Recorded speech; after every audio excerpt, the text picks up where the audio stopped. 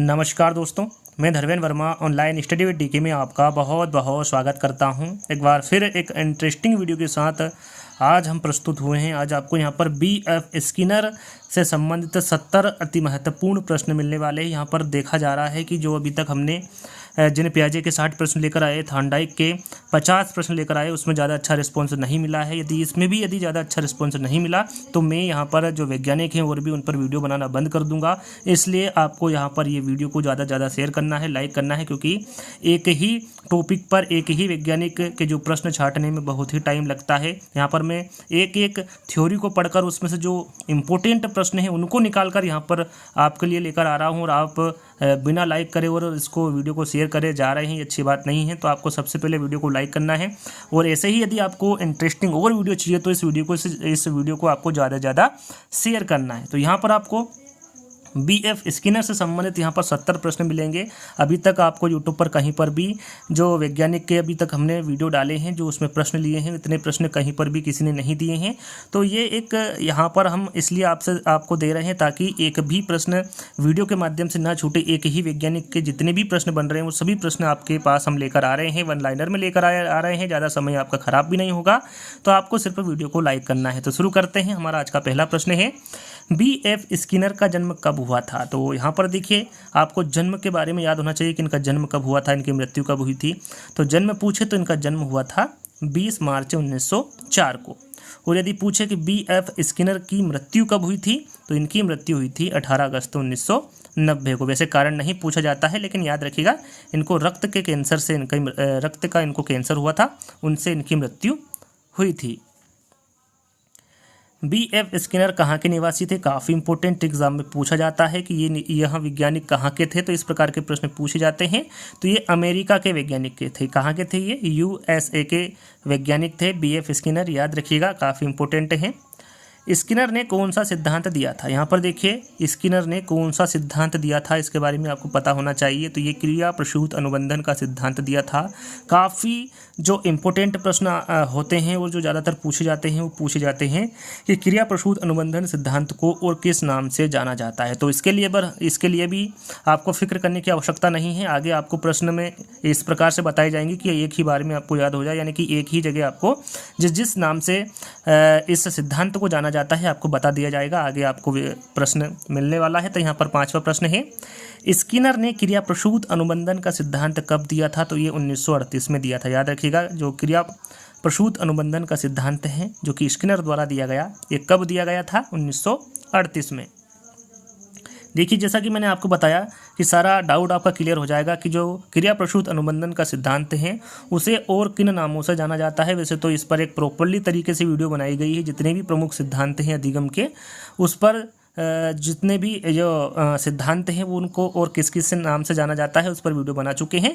लेकिन यहाँ पर स्किनर की बात हो रही है, तो यहाँ पर सिर्फ स्किनर के ही सिद्धांत को आपको बताया जाएगा। तो क्रिया प्रसूत अनुबंधन सिद्धांत को और किस किस नाम से जाना जाता है आप यहाँ पर देख सकते हैं। इसे क्रिया प्रसूत सिद्धांत भी कहा जाता है, सक्रिय अनुबंध का सिद्धांत भी कहा जाता है, RS सिद्धांत भी कहा जाता है, साधनात्मक अनुबंधन का सिद्धांत भी कहा जाता है, नैमित की अनुबंधन सिद्धांत भी कहा जाता है, R टाइप थ्योरी भी कहा जाता है, जो कि इम्पोर्टेंट है, इसको ज़्यादातर पूछा जाता है। क्रियात्मक क्रिया प्रसूत सिद्धांत भी कहा जाता है, कार्यात्मक प्रतिबद्धता का सिद्धांत भी कहा जाता है, और क्रिया प्रसूत अधिगम सिद्धांत भी कहा जाता है। और सबसे जो ज़्यादा इंपॉर्टेंट है वो है अभिक्रमिक अनुदेशन सिद्धांत। इससे संबंधित भी प्रश्न पूछे जाते हैं। तो एक स्क्रीनशॉट ले लीजिएगा और जब आपको टाइम मिले तब एक बार और पढ़ लीजिएगा, ताकि आपको ये और आसानी से याद हो जाए। तो इनको आपको याद करना आवश्यक है, क्योंकि इस प्रकार के प्रश्न एग्जाम में पूछे जाते हैं। अगला प्रश्न है, स्किनर ने अपना जो प्रयोग किया था वो किस पर किया था? तो जो पॉपुलर जो प्रयोग किया था वो चूहे पर किया था। सबसे पहले उन्होंने चूहे पर किया था, उसके बाद कबूतर पे किया था। कब किया था? अगले वाले प्रश्न में हम आपको बताएंगे। याद रखिएगा, स्किनर ने अपना प्रयोग चूहे व कबूतर पे किया था। अब यहाँ पर बात आती है कि कब किया था। सन वैसे पूछते नहीं है, यदि पूछे तो आपको याद होना चाहिए कि जो स्किनर ने चूहे पर 1938 में किया था और कबूतर पर 1943 में अपना प्रयोग किया था। अधिगम के किस सिद्धांत में प्रतिक्रिया होने पर पुनर्बलन देने का सुझाव दिया गया है? तो वो क्रिया प्रसूत सिद्धांत। यहाँ पर देखिए, अधिगम के क्रिया प्रसूत सिद्धांत में प्रतिक्रिया होने पर पुनर्बलन देने का सुझाव दिया गया था। किसने माइक्रो टीचिंग तथा अभिक्रमिक अनुदेशन शब्द दी। यहाँ पर प्रश्न को ध्यान से पढ़ना। देखिए यहाँ पर पूछा गया है कि जो माइक्रो टीचिंग तथा अभिक्रमिक अनुदेशन शब्द है वो किसके द्वारा दिया गया था, तो ये स्किनर के द्वारा दिए गए शब्द है। 11वां प्रश्न है, दंड अथवा पुरस्कार के समावेशन द्वारा नवीन व्यवहार के विकास तथा अनुक्रिया की प्रायिकता में वृद्धि होना यह किस सिद्धांत के अंतर्गत होता है, तो ये क्रिया प्रसूत अनुबंधन सिद्धांत के अंतर्गत होता है। काफी इंपोर्टेंट है, आईएमपी प्रश्न है। दंड अथवा पुरस्कार के समावेशन द्वारा नवीन व्यवहार के विकास तथा अनुक्रिया की प्रायिकता में वृद्धि होना, यह जो सिद्धांत हैं ये क्रिया प्रसूत अनुबंधन सिद्धांत के अंतर्गत आएगा। किसके अंतर्गत वस्तु या पाठ को छोटे छोटे भागों में बांट कर पढ़ना या सीखना या अध्ययन करना कहलाता है, तो वो कहलाता है अभिक्रमिक अनुदेशन। याद रखिएगा, अभिक्रमिक अनुदेशन के अंतर्गत वस्तु या पाठ को छोटे छोटे भागों में बांट कर पढ़ना, सीखना या फिर अध्ययन करना अभिक्रमिक अनुदेशन कहलाता है। तो यहाँ पर आपका अभिक्रमिक अनुदेशन राइट आंसर होगा। टेक्नोलॉजी ऑफ टीचिंग किसकी बुक है, तो ये स्किनर की बुक है। यहाँ पर देखिए जो टेक्नोलॉजी ऑफ टीचिंग बुक है इसके बारे में काफ़ी पूछा जाता है, तो याद रखिएगा ये स्किनर की बुक है। अभी मैं जैसा कि पढ़ा रहा हूँ तो कुत्ते भौंकने की आवाज़ आ रही है, तो उसको अवॉइड करिएगा। काफ़ी टाइम से मैं वेट कर रहा कि कब ये बंद हो, लेकिन उसका भौंकना चालू है, तो मुझे लगा कि मुझे इस वीडियो को बनाना चाहिए, तो मैं वीडियो बना रहा हूँ। यदि आपके पास उसकी आवाज़ आ रही है तो उसको अवॉइड करिएगा। जो मैं प्रश्न आपको बता रहा हूँ उसी पर आपको ध्यान देना है।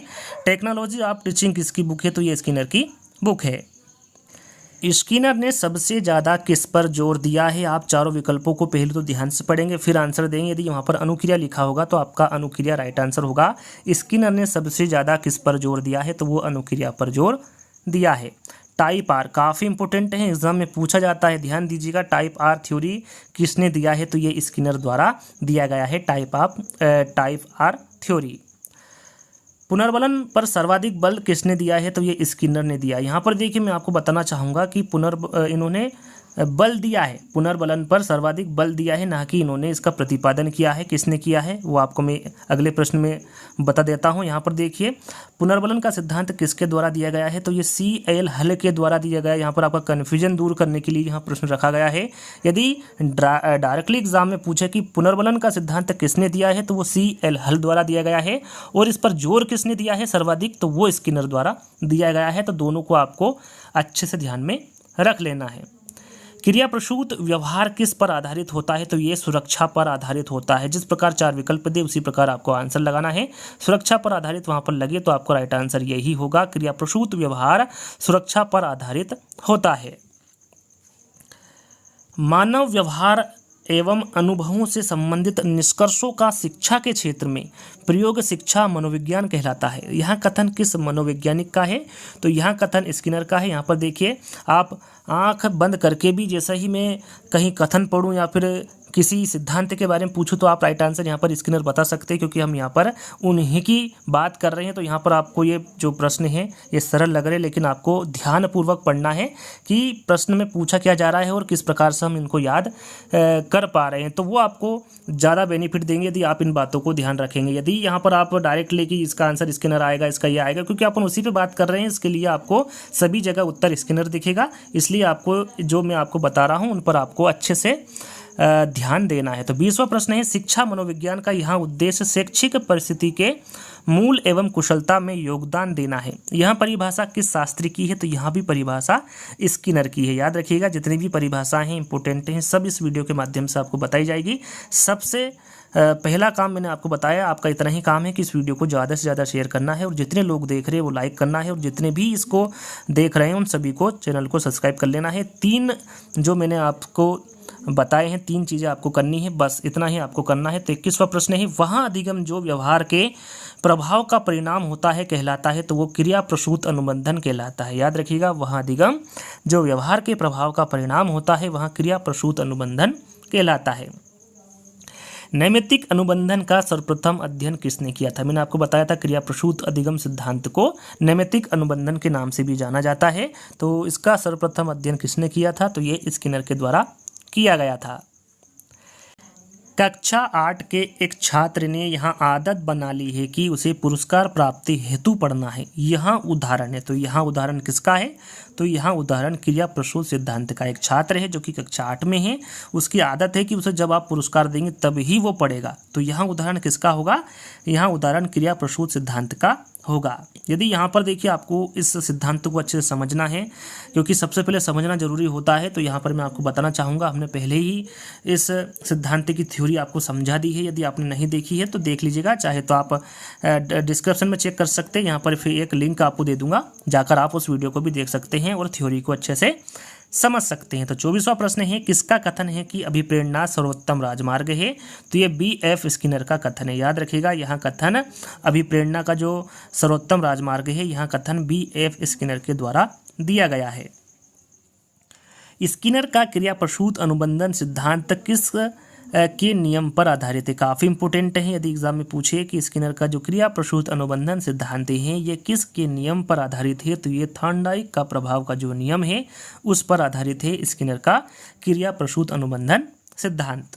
क्रिया प्रसूत अनुबंधन सिद्धांत की केंद्रीय अवधारणा क्या है? यहाँ पर देखिए केंद्रीय अवधारणा पूछा गया है क्रिया प्रसूत अनुबंधन सिद्धांत की, वो प्रबलन है, और प्रबलन को ही पुनर्बलन कहा जाता है। प्रबलन हो या फिर पुनर्बलन हो, आपका राइट आंसर प्रबलन भी है और पुनर्बलन भी है, क्योंकि प्रबलन को ही पुनर्बलन कहा जाता है। तो यहाँ पर कन्फ्यूज आपको बिल्कुल भी नहीं होना है। स्किनर ने किस प्रकार के अनुबंधन पर बल दिया है? तो ये टाइप आर अनुबंधन पर बल दिया है। जैसा कि मैंने आपको बताया था, आपको चारों विकल्पों को देखकर आंसर बताना है। तो वहाँ पर टाइप आर अनुबंधन हो तो आपका राइट आंसर होगा कि स्किनर ने टाइप आर अनुबंधन पर बल दिया है। किसमें प्राणी एक 3 पदों वाले प्रासंगिकता को सीखता है कि किसी उद्दीपक के प्रति कोई अनुक्रिया के बाद एक पुनर्बलन दिया जाता है? तो वो है क्रिया प्रसूत अनुबंधन। याद रखिएगा, क्रिया प्रसूत अनुबंधन में प्राणी एक 3 पदों वाले प्रासंगिक को सीखता है कि किसी उद्दीपक के प्रति कोई अनुक्रिया के बाद एक पुनर्बलन दिया जाता है।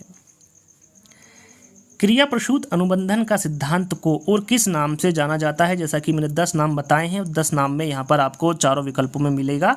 यदि अभिक्रमिक अनुदेशन सिद्धांत मिले तो आपका राइट आंसर ये हो जाएगा। अभिक्रमिक अधिगम का विकास किसने किया था? तो ये स्किनर द्वारा किया गया था। जैसा कि आप 10 जो सिद्धांत बताए उसमें देख सकते हैं, अभिक्रमिक अधिगम का जो विकास किया था वो स्किनर के द्वारा किया गया था। क्रिया प्रसूत साहचर्य मुख्यतः किसकी भूमिका पर बल देता है? तो ये पुनर्बलन की भूमिका पर बल देता है। याद रखिएगा, क्रिया प्रसूत साहचर्य मुख्यतः पुनर्बलन की भूमिका पर बल देता है। किस मनोवैज्ञानिक को मौलिक व्यवहारवादी के रूप में वर्णित किया जाता है? तो वो है स्किनर। याद रखिएगा, स्किनर को मौलिक व्यवहारवादी के रूप में वर्णित किया जाता है। IMP है, ध्यान दीजिएगा, काफ़ी इंपोर्टेंट प्रश्न है। तो अगले प्रश्न की ओर बढ़ेंगे कि स्किनर के कौन से सिद्धांत को आर थ्योरी टाइप कहा जाता है? जैसा कि मैंने बताया था, काफ़ी इंपॉर्टेंट है, किसी भी प्रकार से ये प्रश्न पूछा जा सकता है। तो वो है क्रिया प्रसूत अनुबंधन सिद्धांत। स्किनर का जो क्रिया प्रसूत अनुबंधन सिद्धांत है इसको आर टाइप थ्योरी कहा जाता है। यदि मैं आपको हर एक प्रश्न को समझाने लगा तो काफ़ी टाइम हो जाएगा। जैसा कि मैंने आपको बताया, आप थ्योरी इसकी देख सकते हैं, वहाँ पर आपका डाउट क्लियर हो जाएगा यदि कोई डाउट हो तो। आपका यहाँ पर 34वां प्रश्न है, प्राणी को यदि सकारात्मक पुनर्बलन दिया जाता है तो प्राणी क्रिया को दोहराता है। यह किसका कथन है? तो ये स्किनर का कथन है। याद रखिएगा, प्राणी को यदि सकारात्मक यहाँ पर ध्यान देना है कि सकारात्मक पूछा गया है कि नकारात्मक पूछा गया है। यहाँ पर विकल्प में भी आपको यहाँ पर कंफ्यूज कर सकते हैं। तो प्राणी को यदि सकारात्मक पुनर्बलन दिया जाता है तो प्राणी क्रिया को दोहराता है। यह कथन किसका है? स्किनर के द्वारा दिया गया कथन है। नैमित्तिकी अनुबंधन का सिद्धांत किस पर आधारित है? तो ये जाहिर सी बात है, ये क्रिया प्रसूत अनुबंधन सिद्धांत पर ही आधारित है। अगला प्रश्न है, मनोविज्ञान शिक्षा का आधारभूत विज्ञान है। यहाँ कथन किसका है? इंपोर्टेंट है, IMP है, इसके बारे में आपने काफ़ी बार पढ़ा होगा। तो ये स्किनर का ही कथन है कि मनोविज्ञान शिक्षा का आधारभूत विज्ञान है। जरूरी नहीं यहाँ पर क्रिया प्रसूत अनुबंधन सिद्धांत से ही संबंधित प्रश्न मिलेंगे। जहाँ पर भी स्किनर से संबंधित प्रश्न हैं वो सभी प्रश्न यहाँ पर इंक्लूड किए हैं। कुछ प्रश्न यदि यहाँ पर छूट गए हैं तो वो यहीं छूटे हैं, ये 4 विकल्प के अलावा संभव नहीं है, वही प्रश्न यहाँ पर नहीं लिए गए हैं। बाकी सारे प्रश्न आपको यहाँ पर देखने को मिलेंगे। और जितने भी यहाँ पर वीडियो 1 लाइनर बन रहे हैं, ऐसा नहीं है कि उन पर 4 विकल्प आपको देखने को नहीं मिलेंगे। आपके जब जैसे ही मनोविज्ञान हुए या फिर और भी जो वीडियो हुए जहाँ मुझे लगेगा वहाँ पर आपका मैं टेस्ट लेना चालू कर दूंगा। तो आपको इनको अच्छे से याद कर लेना है, ताकि जैसे ही मैं आपका टेस्ट लूँ वहाँ पर आप 100 में से 100 नंबर लेकर आए, या कह सकते हैं कि 100% में से 100% अंक प्राप्त करें। तो स्किनर किस प्रकार के मनोवैज्ञानिक थे? तो ये व्यवहारवादी थे। याद रखिएगा, स्किनर व्यवहारवादी प्रकार के मनोवैज्ञानिक थे। द बिहेवियर ऑफ ऑर्गेनिज्म पुस्तक के लेखक, यहाँ पर देखिए जैसा कि मुझे पता है कि एक पुस्तक मैं पहले बता चुका हूँ, ये दूसरी पुस्तक है और लगभग एक पुस्तक और आएगी, तो तीनों पुस्तक को आपको अच्छे से याद कर लेना है क्योंकि तीनों पुस्तक ही इंपॉर्टेंट हैं। तो द बिहेवियर ऑफ ऑर्गेनिज्म पुस्तक के बारे में पूछे कि इसके लेखक कौन होंगे, तो कौन होंगे इस पुस्तक के लेखक? स्किनर होंगे। देखिए एक पुस्तक और आई है, तीसरी पुस्तक है बियॉन्ड फ्रीडम एंड डिग्निटी। पुस्तक के किसके द्वारा लिखी गई है? तो ये स्किनर के द्वारा लिखी गई। याद रखिएगा, बियॉन्ड फ्रीडम एंड डिग्निटी पुस्तक भी स्किनर के द्वारा ही लिखी गई पुस्तक है। स्किनर ने व्यवहार कितने प्रकार के बताए हैं? जैसा कि मुझे पता है कि ज़्यादातर बच्चों को पता होगा कि 2 प्रकार के बताए हैं, लेकिन कौन कौन से हैं इसके बारे में भी आपको पता होना चाहिए। ज़रूरी नहीं यहाँ पर आपको प्रकार पूछे, किसी भी प्रकार से प्रश्न पूछा जा सकता है। तो जहाँ तक मेरा मानना है, आपको किसी भी प्रकार से प्रश्न पूछे आपको राइट आंसर आना चाहिए, तभी आप एक सक्षम, एक अच्छे टीचर बन सकते हैं। तो स्किनर ने व्यवहार कितने प्रकार के बताए हैं? 2 प्रकार के। पहला है प्रतिवादी व्यवहार और दूसरा है क्रिया प्रसूत व्यवहार। कौन सा सिद्धांत बताता है कि बालक में अच्छे व्यवहार को उत्पन्न करना है तो उसमें पुनर्बलन देने की आवश्यकता पर जोर देना चाहिए? काफ़ी इंपॉर्टेंट प्रश्न, यदि आप इस प्रश्न को गहराई से समझेंगे तो काफ़ी कुछ सीखने को मिलेगा। तो यहाँ सिद्धांत कौन सा है? तो यह है क्रिया प्रसूत अनुबंधन सिद्धांत। यह बताता है कि बालक में अच्छे व्यवहार को उत्पन्न करना है तो उसमें पुनर्बलन देने की आवश्यकता पर जोर देना चाहिए। तो यहाँ पर क्रिया प्रसूत अनुबंधन सिद्धांत आपका राइट आंसर होगा। स्किनर का सिद्धांत किस पर आधारित है? यहाँ पर देखिए 2 प्रकार के प्रश्न आपको देखने को मिले कि ये किस पर आधारित है, किस पर आधारित है, लेकिन आपको उत्तर वहाँ पर अलग अलग मिले। मैंने आपको बताया था आपको 4 विकल्पों को देखकर ही आंसर देना है। तो जो विकल्प में आपको आंसर दिखे उस पर आपको टिक करना है। यदि वहाँ पर उद्दीपन, अनुक्रिया व संबंधवाद पर आधारित विकल्प में दिखे तो आपका राइट आंसर यही होगा डेफिनेटली। तो ये सभी IMP प्रश्न हैं, इनको आपको अच्छे से याद कर लेना है कि स्किनर का सिद्धांत किस पर आधारित है। तो ये उद्दीपन, अनुक्रिया व संबंधवाद पर आधारित है। प्रसूत अनुबंधन सिद्धांत को किस नाम से जाना जाता है? तो ये नैमित्तिकी अनुबंधन सिद्धांत के नाम से जाना जाता है। जैसा कि मैंने 10 आपको अन्य नाम बताए हैं, उनको याद कर लीजिएगा तो आपको कहीं पर भी कोई भी दिक्कत नहीं होगी। मनोविज्ञान व्यवहार तथा अनुभव का विज्ञान है, यहाँ कथन किसका है? तो यहाँ पर कथन स्किनर का है कि जो मनोविज्ञान है वो व्यवहार तथा अनुभव का विज्ञान है। प्रेरणा सीखने के लिए सर्वश्रेष्ठ है, यह किसने कहा था? तो ये स्किनर के द्वारा कहा गया कि प्रेरणा सीखने के लिए सर्वश्रेष्ठ है, यह कथन स्किनर के द्वारा कहा गया। व्यक्तित्व का व्यवहार किसी खास लक्ष्य की ओर पुनर्बलन के आधार पर ले जाता है, यह किसका कथन है? तो यहाँ पर जो कथन दिया गया है ये स्किनर के द्वारा दिया गया कथन है। बालक द्वारा प्रश्न का सफाई से तथा सही उत्तर लिखने पर अध्यापक प्रशंसा करता है, इससे बालक के सफाई से तथा सही उत्तर देने की व्यवहार बढ़ता है, देने का व्यवहार बढ़ता है। यह कौन से अधिगम सिद्धांत पर आधारित है? प्रश्न पढ़ने में थोड़ा सा मिस हुआ हूँ, फिर से दोहरा देता हूँ। इसका आंसर है क्रिया प्रसूत अनुबंधन सिद्धांत। बालक द्वारा प्रश्न का सफाई से तथा सही उत्तर लिखने पर अध्यापक प्रशंसा करता है, इससे बालक के सफाई से तथा सही उत्तर देने का व्यवहार बढ़ता है। यह कौन से अधिगम सिद्धांत पर आधारित है? तो यहाँ क्रिया प्रसूत अनुबंधन सिद्धांत पर आधारित है। स्किनर बॉक्स का प्रयोग किया जाता है, तो ये क्रिया प्रसूत अनुबंधन के लिए किया जाता है। याद रखिएगा, स्किनर बॉक्स का जो प्रयोग किया जाता है वो क्रिया प्रसूत अनुबंधन के लिए किया जाता है। अभिक्रमायोजित अधिगम का प्रत्यय किसने दिया था? तो ये स्किनर द्वारा दिया गया था। काफ़ी इंपॉर्टेंट है, याद रखिएगा। अभिक्रमायोजित अधिगम का जो प्रत्यय दिया गया था वो स्किनर के द्वारा दिया गया था। अभिक्रमित अधिगम में संपत्ति निर्माण में किस विचार का योगदान है? तो ये स्किनर का सक्रिय अनुबंधन सिद्धांत का योगदान है। याद रखिएगा, अभिक्रमिक अधिगम में संपत्ति निर्माण में स्किनर का सक्रिय अनुबंधन सिद्धांत का योगदान है। पावलोव व स्किनर किससे संबंधित है? तो ये दोनों ही व्यवहारवाद से संबंधित है, जैसा कि मैं आपको बता चुका हूँ। यदि पावलोव का भी पूछे कि ये किससे संबंधित है तो ये भी व्यवहारवाद से हैं और स्किनर भी व्यवहारवाद से ही संबंधित है। अधिगम के सिद्धांत का मत है कि अभिप्रेरणा से उत्पन्न क्रियाशीलता ही सीखने के लिए उत्तरदायी है, तो यहाँ कौन से सिद्धांत का मत है? तो ये क्रिया प्रसूत अनुबंधन सिद्धांत का मत है कि अभिप्रेरणा से उत्पन्न क्रियाशीलता ही सीखने के लिए उत्तरदायी है। कंप्यूटर द्वारा निर्देशन की अवधारणा किसने विकसित की है? तो ये स्किनर के द्वारा की गई है। याद रखिएगा, कंप्यूटर द्वारा निर्देशन की अवधारणा स्किनर द्वारा विकसित की गई है। शिक्षा मनोविज्ञान के अंतर्गत शिक्षा से संबंधित संपूर्ण व्यवहार और व्यक्तित्व आ जाता है। यह परिभाषा किसके द्वारा दी गई है? तो यह परिभाषा स्किनर के द्वारा दी गई है। याद रखिएगा, शिक्षा मनोविज्ञान के अंतर्गत शिक्षा से संबंधित संपूर्ण व्यवहार और व्यक्तित्व आ जाता है। यह परिभाषा स्किनर के द्वारा दी गई परिभाषा है। मापन किया जाने वाला व्यक्तित्व का प्रत्येक पहलू व्यक्तित्व भिन्नता का अंश है। यह किसकी परिभाषा है? तो यह स्किनर की परिभाषा है। याद रखिएगा, मापन किए जाने वाला व्यक्तित्व का प्रत्येक पहलू व्यक्तित्व भिन्नता का अंश है। यह परिभाषा स्किनर के द्वारा दी गई परिभाषा है। अभिक्रमित अधिगम मॉडल के जनक है तो ये स्किनर है। यहाँ पर देखिए, जहाँ देखो वहाँ स्किनर का नाम आ रहा है, क्रिया प्रसूत अनुबंधन सिद्धांत का नाम आ रहा है। तो आपको यहाँ पर थोड़ा सा ऐसा लग रहा होगा कि यार सभी का आंसर स्किनर है, क्रिया प्रसूत अनुबंधन सिद्धांत तो साधारण है। तो ऐसा नहीं है। यदि आपको ये सभी मिक्सचर करके दे दे, यानी कि सभी प्रश्नों में ये समाहित कर ली जाए और आपके सामने परोस दिए जाए, तो वहाँ पर आप कंफ्यूज हो सकते हैं। इसलिए मैं आपसे फिर आग्रह कर रहा हूँ कि हर प्रश्नों को आपको ध्यान से पढ़ना है और समझना है। उसके बाद आप इसको अच्छे से अपनी कॉपी में लिख सकते हैं और एक बार फिर पढ़ सकते हैं, ताकि किसी भी प्रकार से चाहे 10 प्रश्न हैं उसमें इसमें से एक ही प्रश्न दे, बाकी दूसरे प्रकार के प्रश्न उसमें समाहित कर दे, तो भी आप वहाँ पर आपका आंसर पहचान सके कि इसका आंसर स्किनर ही होगा। तो इस प्रकार से आपको याद करना है कि अभिक्रमिक अधिगम मॉडल के जनक कौन है? तो वो स्किनर है। इसी प्रश्न की बात नहीं हो रही, मैं जितने भी प्रश्न अभी तक आपको बता रहा हूँ, जो मैंने अभी तक बता दिए हैं, ये उन पर भी फॉलो होता है। तो यहाँ पर अगला प्रश्न है, क्रिया प्रसूत अनुबंधन में सीखने वालों की भूमिका होती है, तो वो होती है सक्रिय तथा महत्वपूर्ण। याद रखिएगा, क्रिया प्रसूत अनुबंधन में जो सीखने वालों की भूमिका होती है वो सक्रिय तथा महत्वपूर्ण होती है। किसका मानना है कि अनेक अनुक्रियाओं के लिए उद्दीपक की उपस्थिति आवश्यक नहीं है? तो ये स्किनर का मानना है। इनका मानना है कि अनेक अनुक्रियाओं के लिए उद्दीपक की उपस्थिति आवश्यक नहीं है।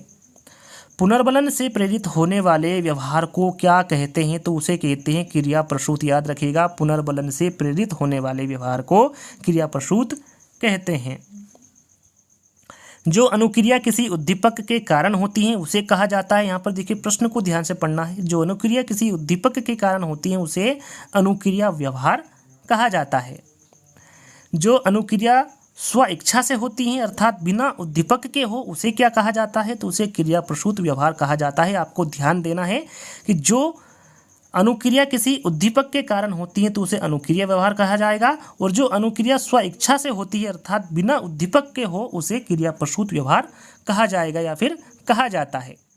चूहों के प्रयोग द्वारा स्किनर ने शिक्षा के क्षेत्र में पुनर्बलन के कितने प्रकार बताए हैं? तो उन्होंने 4 प्रकार बताए। कितने प्रकार बताए? प्रश्न को ध्यान से पढ़ना है। चूहों के प्रयोग द्वारा स्किनर ने शिक्षा के क्षेत्र में पुनर्बलन के कितने प्रकार बताए? यहाँ पर देखिए किसके द्वारा पूछा गया है, यह महत्वपूर्ण है। तो स्किनर के द्वारा पूछा गया है, तो आपका राइट आंसर क्या होगा? 4। कौन कौन से?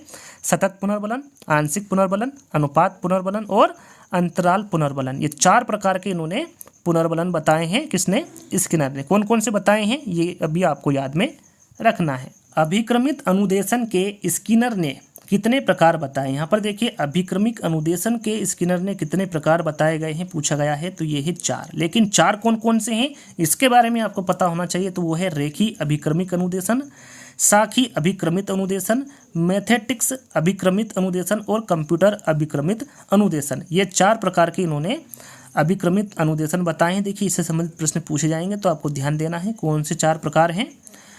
तो किसके अंतर्गत बालक पूर्व ज्ञान से नए ज्ञान की ओर बढ़ते हैं? तो वो है स्किनर। स्किनर के अंतर्गत बालक पूर्व ज्ञान से नए ज्ञान की ओर बढ़ते हैं। रेखी अभिक्रमिक अनुदेशन के प्रवर्तक कौन है? जैसा कि मैंने अभी हाल ही में आपको बताया था कि इससे संबंधित प्रश्न आएंगे, तो वो है स्किनर। साखी अभिक्रमिक अनुदेशन के प्रवर्तक है। यहाँ पर देखिए मैं आपको बताना चाहूँगा कि आपको प्रश्न सबसे पहले तो ध्यान से पढ़ना है और ध्यान से उनको याद करना है, क्योंकि जो मैं 4 आपको अभिक्रमिक अनुदेशन बताए हैं उन चारों के अलग अलग वैज्ञानिक है प्रवर्तक, तो उसके बारे में आपको मैं बताऊंगा, लेकिन ध्यान से आपको सुनना है। रेखीय अभिक्रमिक अनुदेशन के बारे में पूछे कि इसके प्रवर्तक कौन है, तो वो है स्किनर। और यदि आपसे पूछे कि शाखीय अभिक्रमित अनुदेशन के प्रवर्तक कौन है, तो वो है क्राउडर। नॉर्मन क्राउडर शाखीय अभिक्रमित अनुदेशन के प्रवर्तक है। ध्यान दीजिएगा, मैं फिर आपसे कह रहा हूँ कि आपको हर प्रश्न को ध्यान से पढ़कर ही आंसर का पता लगाना है। यहाँ तो वन लाइनर है तो डायरेक्टली आपको आंसर दिख रहे हैं, लेकिन जब 4 विकल्प आपके सामने होंगे तो यदि आप ध्यान से इन प्रश्नों को नहीं सुनेंगे, नहीं समझेंगे, तो वहाँ पर कन्फ्यूज हो सकते हैं। तो मैथेटिक्स अभिक्रमिक अनुदेशन के बारे में पूछे कि इसके प्रवर्तक कौन है, तो इसके प्रवर्तक गिलबर्ट होंगे। याद रखिएगा, मैथेटिक्स अभिक्रमिक अनुदेशन के प्रवर्तक गिलबर्ट होंगे। रेखीय अभिक्रमिक अनुदेशन में स्किनर ने किस पर बल दिया है? जैसा कि मैंने अभी आपको बताया, यदि एग्जाम में पूछे कि रेखीय अभिक्रमिक अनुदेशन के प्रवर्तक कौन होंगे, तो वो स्किनर होंगे। इन्होंने किस पर बल दिया है? तो इन्होंने पुनर्बलन पर बल दिया है। याद रखिएगा, 2 प्रश्न यहाँ पर आपके कंप्लीट हो रहे हैं कि रेखीय अभिक्रमित अनुदेशन के प्रवर्तक स्किनर है और इन्होंने पुनर्बलन पर बल दिया है। शाखीय अभिक्रमित अनुदेशन में क्राउडर ने किस पर बल दिया है? जैसा कि मैंने आपको बताया कि शाखीय अभिक्रमिक अनुदेशन के जो प्रवर्तक है वो कौन है? क्राउडर है। इन्होंने बल किस पर दिया है? तो उन्होंने समस्या के निदान व उपचार पर बल दिया है। ध्यान दीजिएगा, फिर दोहरा रहा हूँ कि शाखीय अभिक्रमिक अनुदेशन के जो प्रवर्तक है वो क्राउडर है और इन्होंने समस्या के निदान व उपचार पर बल दिया है। किस अनुदेशन में बालक की समस्या को जानकर उपचार किया जाता है? तो वो है शाखीय अभिक्रमिक अनुदेशन। जैसा कि मैंने अभी आपको बताया कि बालक की समस्या को जानकर उपचार किस में किया जाता है, तो वो शाखीय अभिक्रमिक अनुदेशन में किया जाता है। मैथेटिक्स अभिक्रमित अनुदेशन में गिलबर्ट ने बल दिया है। जैसा कि मैंने शुरू में आपको बताया था कि 70 प्रश्न आपको मिलेंगे, 2 प्रश्न आपको यहाँ पर एक्स्ट्रा दिए जा रहे हैं। टोटल 72 प्रश्न, या कह सकते हैं कि अंतिम प्रश्न है। यदि आप अंतिम प्रश्न देख रहे हैं और अभी तक आपने वीडियो को लाइक नहीं किया है, तो पहले लाइक करना है, फिर शेयर करना है और फिर चैनल को सब्सक्राइब कर लेना है। तो यहाँ पर देखिए, जैसा कि मैंने आपको बताया था कि मैथेटिक्स अभिक्रमिक अनुदेशन के प्रवर्तक कौन होंगे? गिलबर्ट होंगे। इन्होंने बल किस पर दिया है? तो उन्होंने पाठ्यवस्तु के स्वामित्व पर बल दिया है। तो आज के वीडियो में बस हम इतना ही क्वेश्चन को डिस्कस करेंगे। टोटल 72 प्रश्न हैं। यहाँ पर देखिए, एक ही वैज्ञानिक पर इतने सारे प्रश्न लाना बहुत ही मुश्किल होता है, बहुत ही यहाँ पर लिखना पड़ता है, PDF बनाना पड़ता है, कहाँ से कौन सा प्रश्न लेना है, सभी में बहुत टाइम लगता है। तो हमारा सिर्फ आपसे एक ही गुजारिश होता है कि आपको इसको ज़्यादा से ज़्यादा शेयर करना है, वीडियो को लाइक करना है, और आप यदि वीडियो देख रहे हैं, आपको अच्छा लग रहा है, तो चैनल को भी सब्सक्राइब करना है। आपसे और किसी भी प्रकार की मदद नहीं ली जा रही है। तो 3 काम करना है जो कि आप आसानी से कर सकते हैं। इसमें ना आपको कोई पैसा लग रहा है और ना ही आपका कुछ शारीरिक और आर्थिक इसमें कोई भी किसी भी प्रकार से आपका यहाँ पर नुकसान नहीं हो रहा है, यदि आप ये तीनों चीज़ें कर देंगे। तो आज के वीडियो में दोस्तों यहीं पर ये 72 प्रश्न जो आपके वीडियो के माध्यम से बताए गए हैं, तो इस वीडियो को हम यहीं पर समाप्त करेंगे। आज का वीडियो आपको कैसा लगा कमेंट्स के माध्यम से ज़रूर बताइएगा। धन्यवाद।